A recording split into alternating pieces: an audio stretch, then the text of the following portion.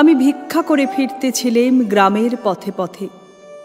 তুমি তখন চলেছিলে তোমার স্বর্ণরথে। অপূর্ব এক স্বপ্ন সম লাগতেছিল চক্ষে মম। কি বিচিত্র শোভা তোমার, কি বিচিত্র সাজ। আমি মনে ভাবতেছিলেম, এ কোন মহারাজ। আজি শুভক্ষণে রাত পোহালো, ভেবেছিলেম তবে আজ আমারে দ্বারে দ্বারে ফিরতে নাহি হবে। বাহির হতে নাহি হতে কাহার দেখা পেলেম পথে। চলিতে রথ ধনুধান্য ছড়াবে দুই ধারে।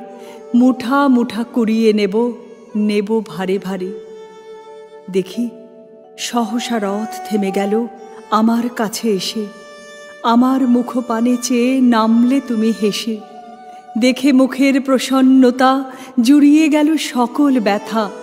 হেনকালে কিসের লাগি তুমি অকস্মাৎ আমায় কিছু দাও গো বলে বাড়িয়ে দিলে হাত। মরি, এ কি কথা রাজাধিরাজ, আমায় দাও গো কিছু। শুনে ক্ষণকালের তরে রইনু মাথা নিচু। তোমার কিবা অভাব আছে ভিখারি ভিক্ষুকের কাছে। এ কেবল কৌতুকের বশে আমায় প্রবঞ্চনা। ঝুলি হতে দিলেম তুলে একটি ছোট কণা। যবে পাত্রখানি ঘরে এনে উজাড় করি, এ কি ভিক্ষা মাঝে একটি ছোট সোনার কণা দেখি। দিলেম যা রাজ ভিখারিরে, স্বর্ণ হয়ে এলো ফিরে।